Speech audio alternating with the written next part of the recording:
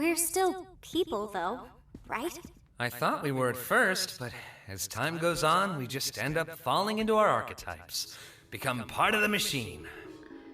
As someone who's very interested in the idea of archetypes and loves overanalyzing details in stories like The Amazing Digital Circus, I immediately called Jax's bluff with this line. It isn't that he's using the term incorrectly, he's very much trying to be archetypical in the way he acts, but his assessment of everyone else in the circus is just plain wrong. He calls Ragatha the cheerful one when she's been miserable all episode, he calls Gangle the sad one when she's able to be genuinely happy even without her mask, and he calls himself the funny one despite Kinger being objectively funniest. His assessment isn't based on appearance, or even character gimmicks. He's essentially projecting what he expects, or rather what he wants, onto other people around him and then pushing them around until they conform. The one time Ragatha cuts a little too deep with Jax, she goes right back to being cheerful to avoid confrontation. Whenever Gangle doesn't do what he says, he threatens her with the figurine thing and she immediately folds despite her own misery at his requests. Jax is, by all means, the reason why he assigned each of the characters the archetypes that he did, because the archetypes he assigns are shallow on purpose. Reducing them to less than people, less than himself, who's so self-aware and mature to choose his own archetype, means that it's easier to treat them like the playthings he's convinced they are.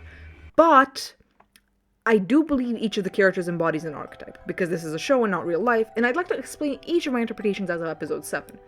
To start off, Pomni's a clown, but she's constantly frowning. Even when she's happy, she's not energetic and playful like you'd expect a clown to be. Pomni is specifically the sad clown archetype, Caine, an inherent dissonance between the presented and the internal, the expectation and the execution. She's out of place in the circus and in her own body, and the things that she should be are out of reach by her very nature. There's also the theme of freedom with Pomni, starting with the heavy red and blue coloring foreshadowing her insistence on evaluating both button choices despite one seeming obvious. She has an inherent sense of her narrative choice, and what looks like freedom doesn't feel like freedom to her, so she hesitates. The first episode used the freedom motif explicitly with her obsession with the exit, while later episodes would explore freedom within the purposefully confined space of the digital circus.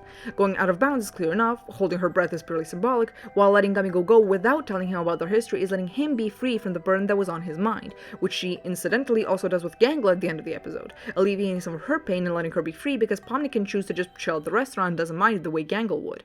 In episode 6, there's an emphasis placed on how experimentation and individuation comes more naturally to Pomni than someone like Ragatha, who has to be talked into giving people space to do their own thing rather than intuitively understanding the praxis Pomni is already exhibiting. Speaking of Ragatha, her symbolism was also the most on the nose. With her being a literal doll, it's easy to read as a metaphor for the way she felt because of her mother's treatment of her. But I think it goes deeper than that because she isn't just any doll or a puppet. She's specifically a rag doll, an old type of toy that used to be industry standard before the culture shifted away from soft handmade toys towards hard-shelled plastic ones. Ragatha is a living, breathing, abandoned doll that loves you no matter what, despite how you feel about her. She wants Jax to like her even though she doesn't like him, because any disapproval tugs at those loose threads and threatens to undo her image of herself. It's also why she's so close with Kinger, in my opinion. They both symbolize the old and abandoned in a way none of the other characters do, specifically citing his wisdom and questioning how he survived and stayed intact for so long. She's patched up in multiple places, which symbolizes both her sordid and painful history in the circus, as well as her constant struggles with desirability. Is the one trait she can't feign for the sake of somebody else. It's selfish to want to be wanted, and she clearly has trouble putting any of her needs before anybody else's. To save Ragatha and really be there for her, the idea of desirability had to be discarded completely. Everyone holding hands as equals instead of picking and choosing teams and alliances. It's why people like Pomni and Kinger liked her from the start, because to them, people aren't something you can judge on a scale, while people like Zubul and Gangle aren't as close to Ragatha because they're fundamentally more critical and judgmental in their personalities. I'm actually going to cover Kinger before discussing those two. As a chess piece, he appears older and more mature, exactly because chess is such an old game. He's the king piece in specific because he's arguably the most important player in this dynamic, not just because he's the smartest under specific circumstances. He doesn't seem to do much on his own, but when in close proximity to others, he can make or break dynamics. If he's the one that carried the tradition of holding funerals for those who abstracted since the beginning, then he's undeniably the only reason most of these people haven't abstracted yet. If Kinger were gone, the game would end, because people like Pomni and Ragatha are relying on him for moral support, and it's even hinted at that Jax considers him a friend too. He's also symbolically tied to light and darkness. Promethean knowledge and divine mystery is inverted, and episode 7 explicitly shows us this system is unintuitive and odd. There's a theory that Kinger's psyche is damaged due to the amount of time he spends staring at blue light, and while I don't fully buy it, it's an interesting idea. Either way, he knows most out of everyone, but he keeps it secret both accidentally and on purpose, like when he doesn't tell Ragatha his tragic backstory because he literally just got done telling her not to put so much pressure on herself to carry other people's burdens, or when he tried to talk to Pomni but got flashbanged to silence. Kinger doesn't rule the circus because of some birthright, he's integral to its functioning because of things he does that matter most to people and least to the game. Jumping back to Gangle and what I said earlier about her being judgmental, I know a lot of people started disliking her after episode 4, but I had the opposite experience. I think Gangle's biggest and most obvious character flaw is lack of confidence, lack of trust in herself, but the origin of that distrust isn't a mental illness, I don't think. Her mask symbolism is often read as bipolar disorder, especially with her explicitly stating she's entered a manic episode and that... There's a fly in my room and it's distracting me. Hello? Can I fucking help you? Especially with her explicitly stating she's entered a manic episode in episode 4, but objectively speaking, she didn't. Manic and depressive episodes last between weeks, months to years, and Jax has repeatedly told us that her happy mask breaks all the time. This leads me to believe Gangle has incorrectly diagnosed herself with bipolar when her actual hatred of herself stems from the other prominent part of her character design, red strings. They're often used as a symbol for soulmates, fated relationships that define you on a core level. Gangle is, I would argue, most out of everyone defined by who she chooses to tie herself to. When she's with Jax, she's miserable. When she's in manager mode to everyone, she's cruel. And when she's with Zubul, she's actually happy, with or without her happy mask. Even as she's shot in the head and it breaks, she's happy because the people she's shooting are people she wants to hurt. The theater masks symbolize her own feelings towards this constant ping-ponging between isolation and reliance on other people, and it's a lot less about any actual mental disorders she may have.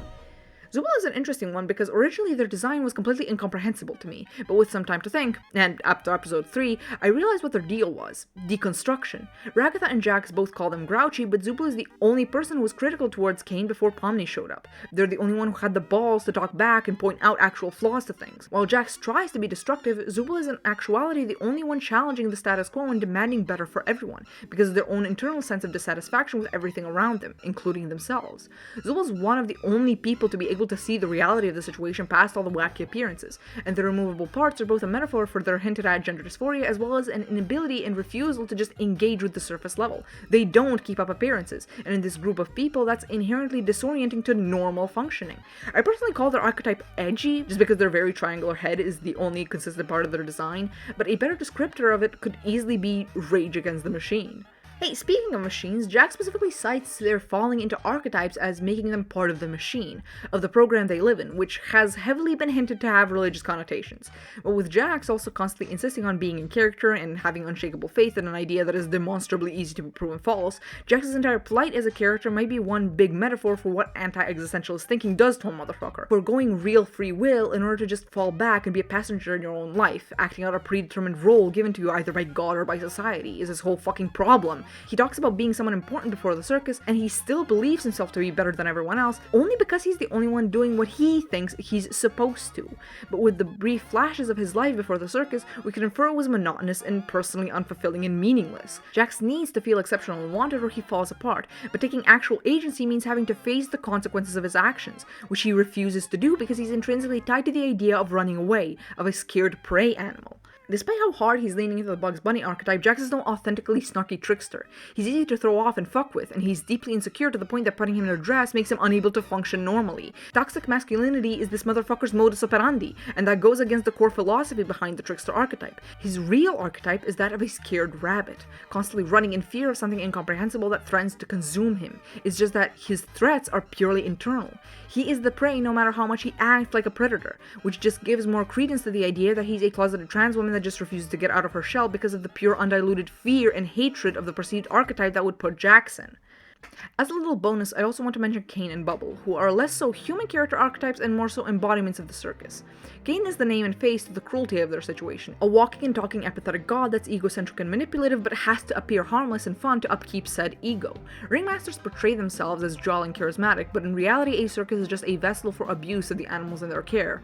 Bubble, meanwhile, is part of the program that tries to be helpful but just comes off as creepy, like if Clippy tried to give you dating advice. He's a harmless, round, floaty object with razor-sharp teeth and a summonable tongue. There's a visible dissonance between expectation and reality that extends to both of them, but is more obvious with Bubble than with Caine. They're both fucking weird, I love them. When it comes to the previous players, the analysis is more shallow because we have less to work with. Queenie was a chess piece like Kinger and probably served a similar pillar of the community purpose as Kinger does now, possibly with added versatility and therefore vulnerability that Kinger doesn't have as a more static piece. Gothmo was based on Coco the Clown, and his symbolism was probably similar to Pomni's, hence his abstraction happening after he became obsessed with freedom and trying to get people to really laugh at his jokes, like he was forcing a real clown out of his truer, internal sad clown. Ribbit is also a prey animal like Jax, but unlike Rabbit, rabbits, frogs aren't herbivores. They eat insects and smaller animals, and it's possible Rabbit's death explicitly was the thing that pushed Jax over the edge into fully living as a character instead of a person, a loss that gave a face and a name to the deep-seated fear that now haunts him. Scratch was the first abstraction. Scratch is something that can happen to CDs and DVDs that damages them irreparably, an issue in hardware rather than software that can be patched up. And to address this early, because I know someone will bring it up, I think the players' rooms reflect their avatars rather than their personalities, and it's an added dissonance for them a la the three skins theory, which posits every person has three skins: their physical body, the clothes they wear, and the space they live in. The circuits puts the characters in increasingly more uncomfortable skins the further they try to get out of their own heads, essentially forcing them inward, like what we see happen with Jax and his trypophobia-riddled nightmare that turns into comfort as he sees his, Kaufmo, and Ribbit's faces covering the holes and flaws. It's also worth noting that Kinga explicitly doesn't stay in his room, but rather a self-made pillow fort, and to the idea that the rooms are meant to be uncomfortable or something of an obstacle to the characters rather than actually reflecting something deeper about them. I talk really fucking fast. Most of the important character symbolism was set up in the first few episodes, but I find it interesting that the show keeps finding new ways to play with these designs. The aforementioned blue and red coloring on Pomni, the way Jax is shown as literally naked in his psychedelic trip through his mind, which calls towards Ribbit's bare design, the way Zubal's parts reflect the adventures they're in more and more, which shows them adapting and getting used to their gimmick. I don't know, I just find it all very fascinating, and with the Juggernaut that was episode 7, I feel like going back to basics before everything comes crashing down might help ground interpretations of future episodes, since I'm already seeing a lot of meandering when it comes to interpreting things, especially around Jax.